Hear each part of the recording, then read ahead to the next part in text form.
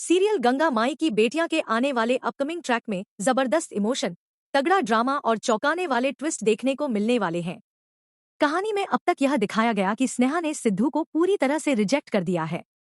उसने साफ साफ कह दिया कि सिद्धू उसकी सोच, उसके सपनों और उसके स्टैंडर्ड के मुताबिक नहीं है।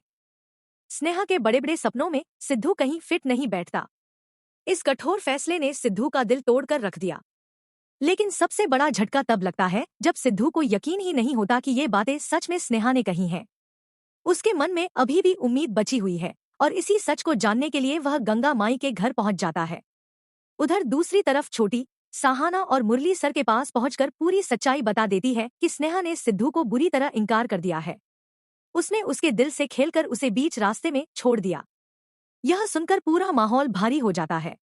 जैसे ही गंगा माई को इस बात की खबर लगती है, वह गुस्से से आग बबूला हो जाती है और सोनी को जोरदार थप्पड़ मार देती है।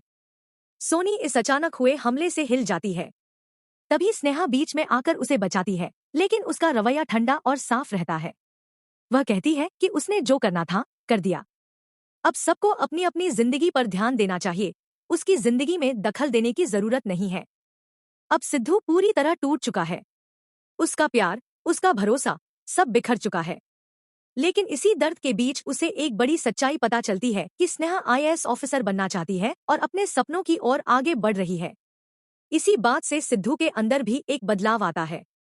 वह सोचता है कि अगर स्नेहा अपने सपनों के लिए लड़ सकती है, तो वह भी अपनी पहचान खुद बनाएगा। वह ठान लेता है कि अब वह पुराने रास्ते छोड़ देगा। सिद्धू अब वसूली का काम पूरी तरह छोड़ देता है और खेती किसानी से नई शुरुआत करने का फैसला करता है। धीरे धीरे वह अपनी मेहनत से एक नया नाम बनाने लगता है। आगे चलकर वह इतना बड़ा बन जाता है कि अपनी खुद की एक बड़ी कंपनी तक खड़ी कर देता है। जब स्नेहा को सिद्धू की इस नई पहचान के बारे में पता चलता है, तो वह हैरान रह जाती है। वह गंगा माई से सवाल करती है कि अब सिद्धू इतना आगे बढ़ चुका है, तो फिर अब भी उसे क्यों रोका जा रहा है। लेकिन